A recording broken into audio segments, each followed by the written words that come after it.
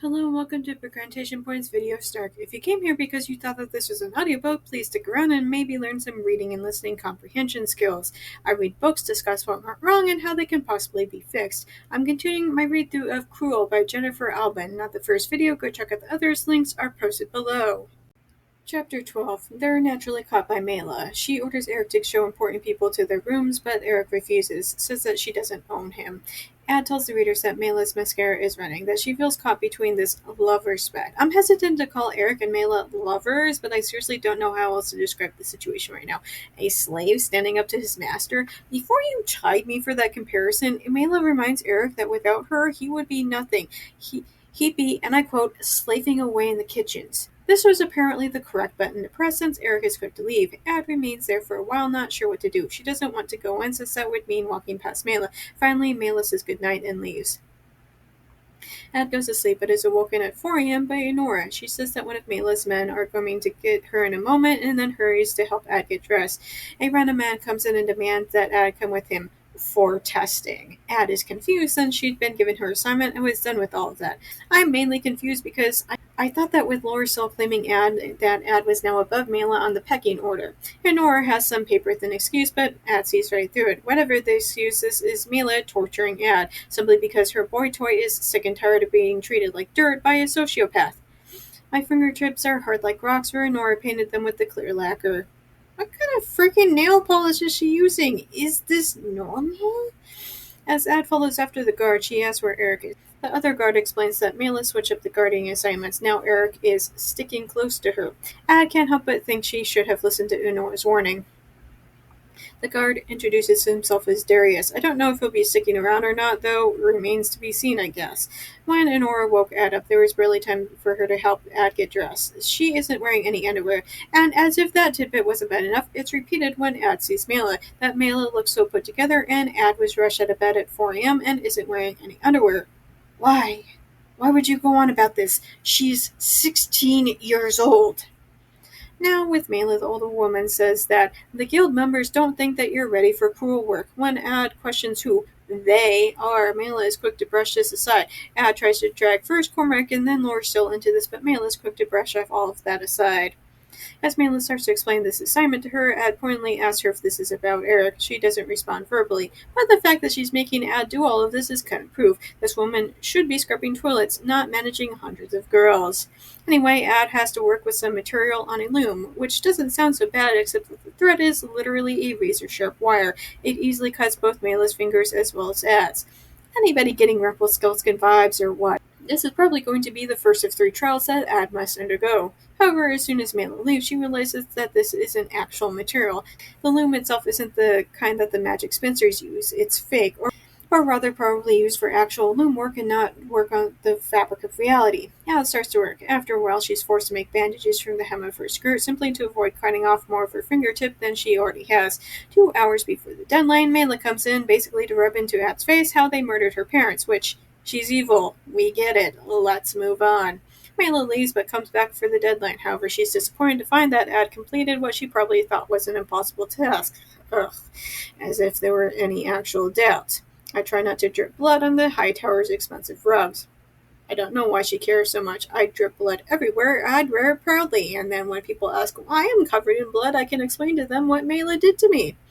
Honora isn't waiting in the room, so Ad breaks in and cries. She then goes in search of medical supplies and then has to call it in. Somebody knocks on the door and she thinks that it could be either Joss or Eric.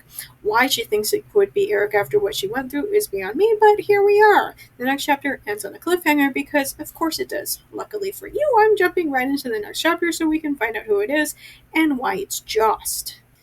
Chapter 13. As I mentioned in the previous chapter, obviously it's Joss. Ad is frustrated that the Coventry doesn't have a sick wing, but Joss explains that he mainly offers first aid, which I'd like to remind even the author herself, but Ad said that she sliced the tip of her finger off. Do people think that that's going to regrow? Joss asks what happened, and Ad says, Mela took a shine to me. He's obviously disappointed because he's been telling her to keep her head down, but Ad jokes it off. Apparently, I'm not funny. I would like to highlight the fact that Mela forced this little child to make a weave with razor-sharp wire. Ad literally sliced the tip of her finger off. None of this is funny. As he begins to tend to her, she asks what it is that he does there. He examines her hands and sees the weird hourglass mark her dad gave her. She isn't quite sure what's even supposed to mean other than a reminder. I'm hoping that it turns out to be something so important that the plot couldn't possibly move forward without it, but I'm also not holding my breath. Joss begins to tell his story, that he was married when he was 16. And you know what's bad when if an ad is like, whoa, whoa, whoa. I don't like that. He has to pause briefly to explain how jobs worked in the town where he was from. That it was a small fishing village, and if your father was a fisherman, well, guess what you're going to be. Ad is mainly confused because things aren't like that in ramen, that your job is assigned and it was always treated as something quite exciting. However, she also admits that ramen is a medium-sized city, with zero sense that these two places are not similar. Joss explains that his wife was Rosen and that she had a brother named Patrick. No, sorry, that's Parik. You don't even try it all with that one, babe. He explains that his brother-in-law was an emotionally distant, closed-off person, the opposite of Rosen. Patrick was, you know what, I tried to type the name in as it's written, and Google Docs it auto-corrected it into Patrick. I'm not even going to bother to fix that, because what the hell is this absolute nonsense of a name anyway? Patrick was supposed to be apprenticing under his own father, but would often vanish for hours at a time. Rosen was worried about her brother and asked Joss to do something to help him. Joss openly admits that he didn't try all that hard to befriend his brother-in-law. Instead, Joss followed him into the woods where he met up with a bunch of guys, an underground rebellion movement. He was going to report them, but the stories that they told captivated him. Horrible stories. Families wiped out, towns rewoven. They were whispered tales shared between desperate men. Yeah, color me surprised that these idiots would have left a few proverbial loose threads, especially on a scale as an entire town apparently being wiped out. Of course your neighbors are gonna fucking notice everything suddenly being gone one morning. Joss didn't tell his wife and only realized in hindsight that this was the correct move. Ad explains that spinsters are taught how to spot anti-guild groups. However, this makes her think about her family, as she's forced to admit that, although they tried to teach her how to fail, they never actually spoke out about the guild. But isn't that kind of the point, though? If you know about stuff like this, then you know that you have to be careful with what you say. You do stuff like teach your daughter how to fail so that she doesn't end up scrubbing toilets and being sexually abused by men twice her age. He goes on to say that they removed all of the women in the entire town, every last one of them. I saw it. You have no idea, Atlas, what it's like to see that. I'm not going to lie, I'm kind of digging the horror aspects of this novel. Joss also said that Rosen was holding their daughter, which, nope, this guy is so freaking off limits. Why would you write this? I hate all of this. However, he goes on to say that Rosen was only 16 when this happened, and their daughter was 3 months old. And I suppose that it is possible to get pregnant on your 16th birthday and have a baby, and that baby would be 3 months old when it's your 17th birthday. But that would also imply that Joss and Rosen got married the absolute second she turned 16. The literal only other conclusion was that Joss and Rosen were fooling around before they got married.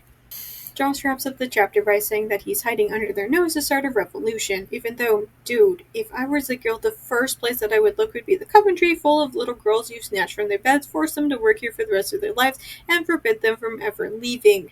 However, as I've been saying for a while now, these women can literally manipulate the fabric of reality. If they wanted to, they would simply do it.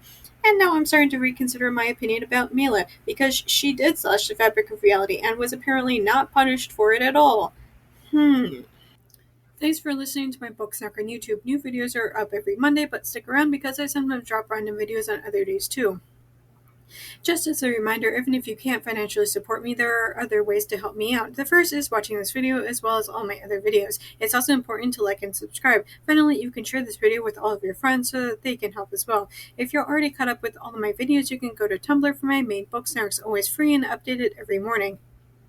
Newly added to Patreon is to become a member without paying. You'll get access to the same things on Tumblr, but on Patreon. Supporters can have access to so many more books starting at $1 a month. Also, new is a 1-week free Patreon trial, so be sure to check that out. Special thanks to Dawn and Phoebe for supporting me on Patreon already. If you want to hear your name in my video next week, either support me on Patreon or make a one-time donation. Do you like my Snark so much that you want me to snark your writing? I do that too. For just $6 per chapter, I will tell you how awful that your writing is, but not to worry if you feel like you couldn't take the criticism. I also offer regular book editing as well, just $10 per chapter. You can contact me on any of my social media platforms if you have further questions.